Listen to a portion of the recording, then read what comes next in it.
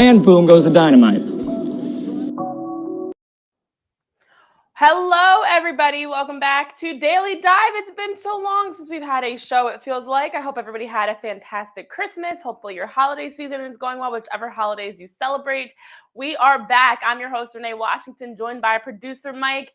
We've had a break, and we've got plenty to get into that we've missed over the last week. So our top story is presented by the Daily Dive store.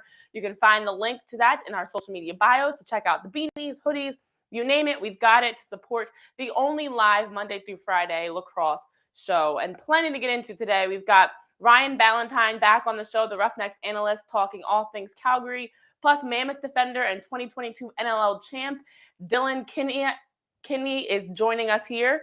Excited to have Dylan Kinnear and Ballantine on the show. But first, we've got producer Mike joining us because the top story of the day, as it was just announced like 24 hours ago, maybe if that, Buffalo Bandits forward Chris Cloutier is out for a significant amount of time. We don't know exactly how long, but it's been reported a significant amount of time, nursing a thumb injury. He was placed on injury reserve. And with that, the Bandits are without a big key part of their offense. 4 goals, 5 assists so far this season in the 2 games that they've played, had 59 points last season, and someone that has been a consistent goal scorer in the NLL. So now Chris Cloutier is out. And Mike, what were your thoughts when you saw this news around him being placed on injury reserve? More MVP moments for Dane Smith? No, it was bad because when Chris Cloutier, as you mentioned, has got 3 consecutive seasons to start his career with 40-plus points, and that's huge. Like, it means that from day one, like you said, he's been consistent. They can rely on him for certain moments that they probably have for him.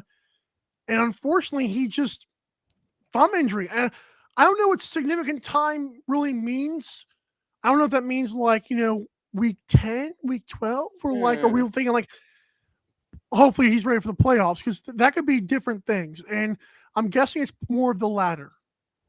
Yeah, thumb injuries are definitely tough. I feel like anything with hands, fingers, you don't fully know how long it's going to take. Now, I imagine, based on my own experiences with just injuries, that he should be back, especially by the playoffs.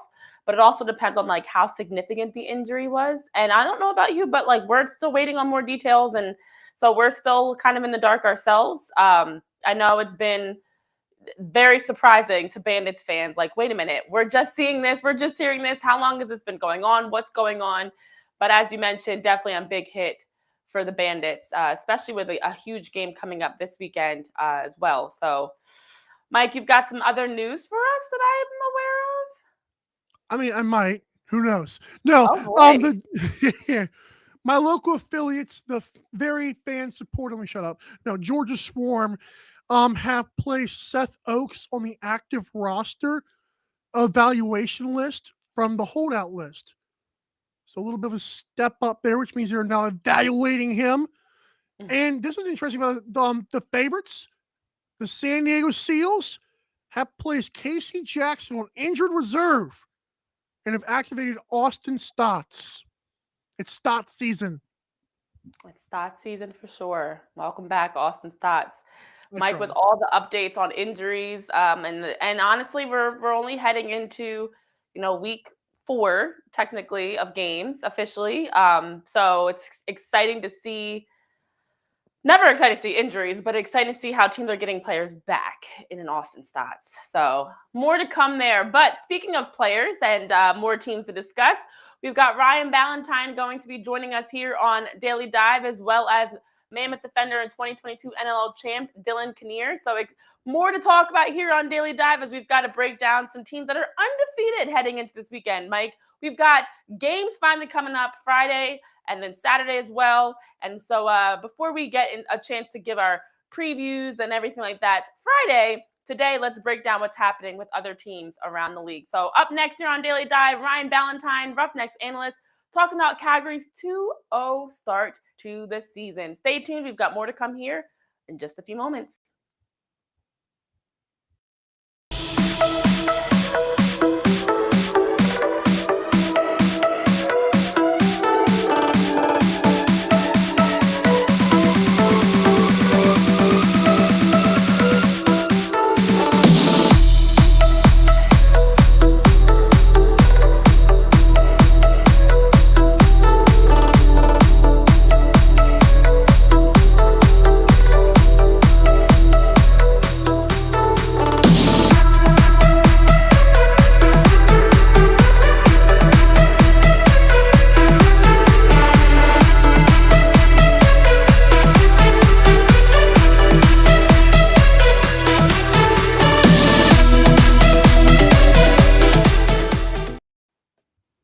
Welcome back to Daily Dive. Mike and I were talking about the injury report coming out of Bandit Land. Well, now let's go head over to Calgary with Roughnecks analyst and just a great person all around back here on Daily Dive, Ryan Ballantine. Welcome back, Ryan. It's a pleasure to be back. Thanks again for having me. Yes, of course. Now, last time you were here, we were just talking about Calgary's start to the season. Well, what a start they've had. Undefeated 2-0. Of course, both of those wins against the Warriors. But a win is a win, and a 2-0 start is a 2-0 start. So having been around the team and being able to see what's going on behind the scenes, talk to us about what really gave Calgary that advantage to not only knock off the Warriors once, but twice. That's hard to do in back-to-back weekends. Yeah, winning back-to-back isn't easy, especially when you're looking at what the Roughnecks are trying to do this year, which is kind of rebuild their identity, figure out who they are, and figure out what they're going to be, especially on the offensive side of the ball.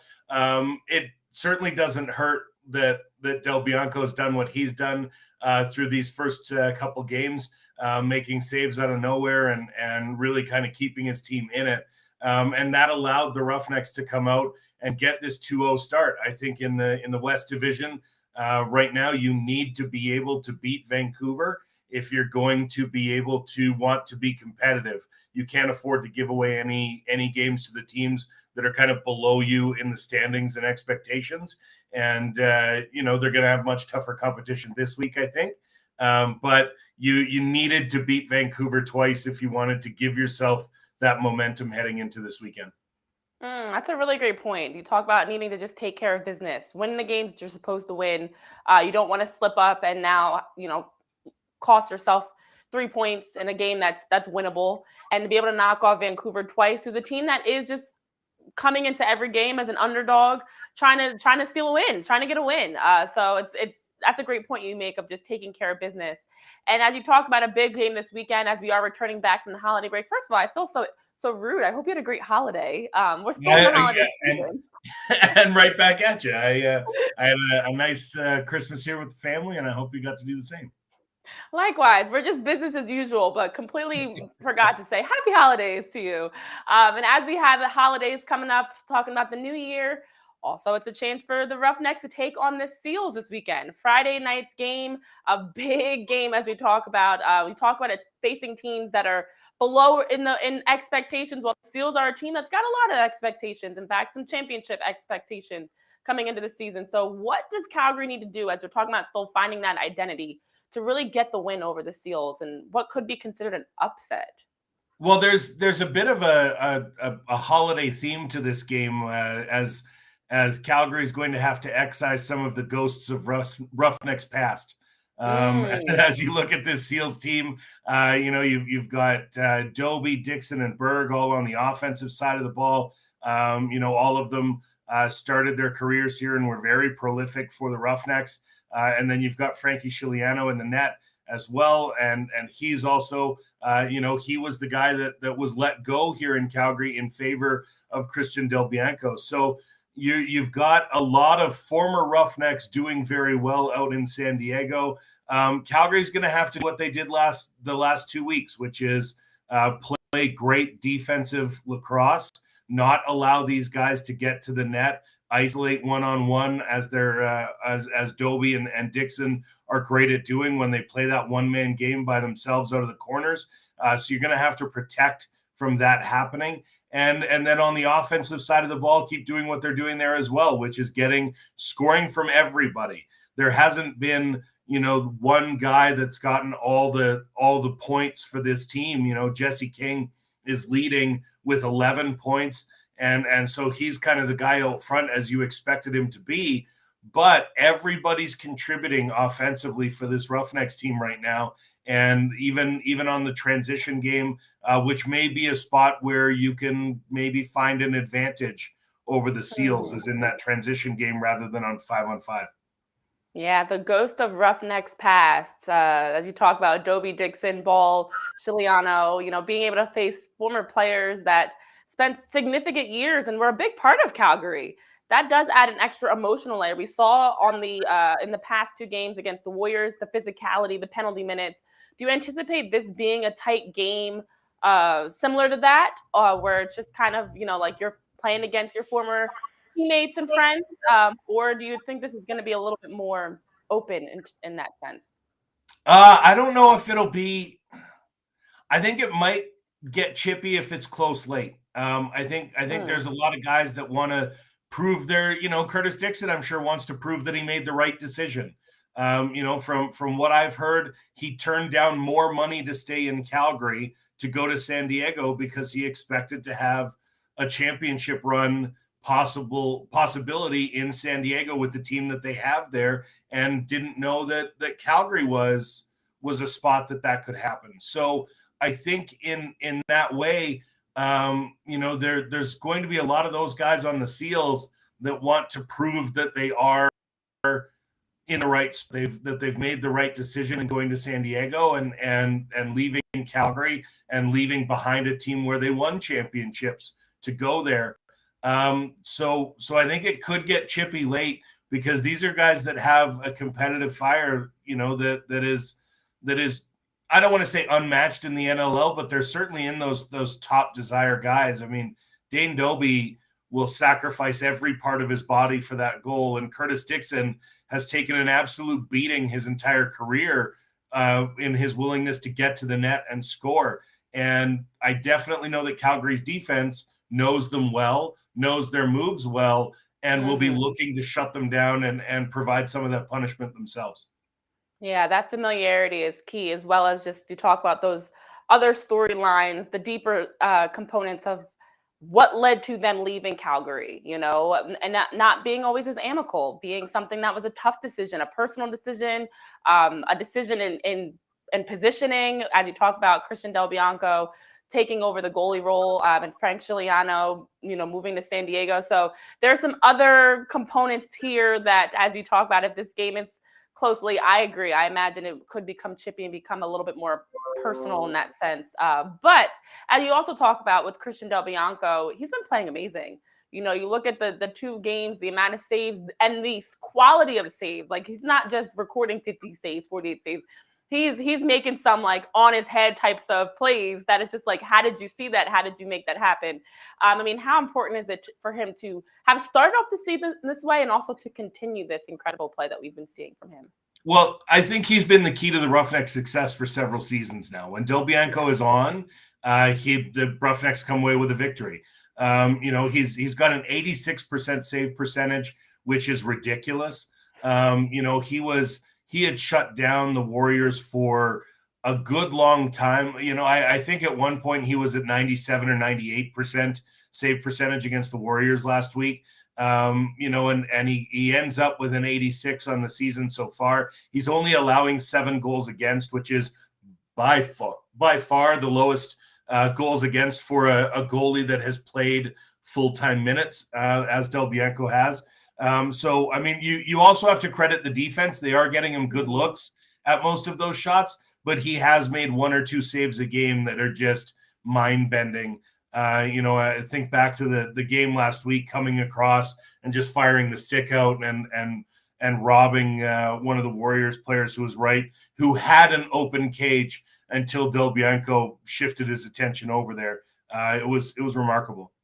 Oh yeah. And as a goalie, you want your players to make all the expected saves, and you want your goalie to then make that spectacular save, that mind-blowing one like you talk about against the Warriors that we saw. And so before we head out of here, and I just wanted to get your final predictions. Of course, we've got a game kicking off Friday night, so had to get your quick predictions on the score and who you think is going to win in the Calgary Seals game. Well, I think interestingly, you're at home for Calgary this week, and that may be what makes the difference. The Rough House will be rocking. They'll have a really great crowd, I think, coming out to see a 2-0 team in a time where a lot of people aren't working the next day because it's New Year's Eve. So you can get out. The atmosphere will be, going pretty good, I think. And so I don't expect a blowout in one way or another, probably a tight game, 1, maybe 2 goals. But maybe that home crowd can drive the Roughnecks to success, and they can, kind of shock the world, if you will. I think they've looked better than people expected them to look this far in the season. and we'll see if they can ride that emotion coming in, because at the same time, you've also going to have the emotion from the other side of these guys that are coming back and wanting to prove something. And sometimes when you need something and you want something so badly, you end up gripping the stick a little tighter, and you make those mistakes that you might not have made if you just kind of came in without that emotion. So we'll see what the driver is, and I think this game could go either way. But as a Roughnecks guy in the Rough House, let's take Calgary for the win by 1. Yeah, I would definitely have you picking Calgary to win the game. And as you mentioned, we'll see how the pressure and these other storylines play a factor, if at all, in the results of this game. So, Ryan, I appreciate you taking time to join us here, always bringing the great NLL insight, as well as the great beard game that you bring, one of the best across lacrosse, without a doubt. So we'll see how that prediction pans out, if Calgary is able to knock off San Diego by 1. But either way, it's teeing up to be a great game Friday night. So thank you for joining us here on Daily Dive. Yeah, looking forward to coming back anytime. Thanks so much for having me. Absolutely. Say less. We'll have you booked and back on Daily Dive in the future. And that being said, as we've had a chance to talk Calgary, especially ahead of their game versus San Diego, let's stay in the West and talk some championships. We've got Mammoth defender and 2022 NLL champ Dylan Kinnear on the show in just a moment. So don't go anywhere, because we'll be back here on Daily Dive with Dylan Kinnear coming soon.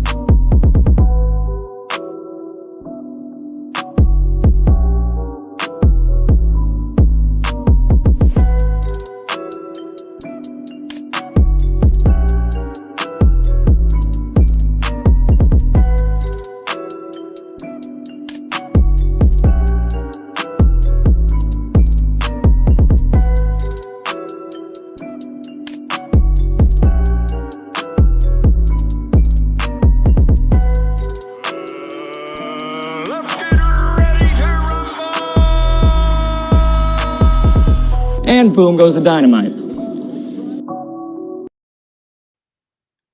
Welcome back to Daily Dive. We were just talking with Roughnecks analyst Ryan Ballantine, and now Dylan Kinnear's stunt double, producer Mike. I was going to say, do I even look like Dylan Kinnear?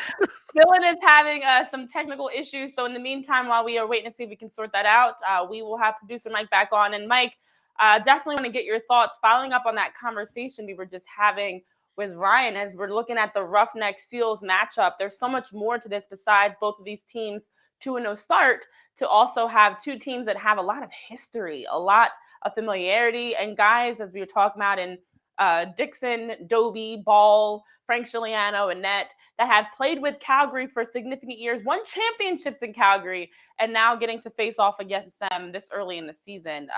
Your thoughts, having heard that conversation and wanting to weigh in on it? First of all, the beard stroke at the beginning was just, you knew he was going to come on with some web gems, and I think Ryan definitely did so. Right. I've tried for years. Me too. I love we call him the ghost of Roughnecks past. And at the end, Ryan said, you hold the stick a little tighter, your palms are sweaty. I said, I wonder if he knows something about their emotions that we don't. Not putting words in his mouth. I thought it was crazy. But man, what a segment by Ryan Ballantine. Yeah. That was awesome. He made some good points. And I love the New Year's Eve part. Mm-hmm. About like people packing the rough house. That's a good point. He ain't got nothing to do. He ain't got no job. Come on, man. Join the house. Come on. Yeah. And it's great he brings up these other elements, because so many times when we're talking about games, we're only talking about tactically and strategically and the matchups, but there's more to it in sports beyond that. You look at the history that these players have playing in Calgary. You look at the fact that it is a holiday. Like, I know, for example, a lot of games that I've been covering and seeing this holiday break have had a better turnout because kids are not in school, people are not working, they're looking for something to do. And we talked about the attendance in the NLL for previous weeks.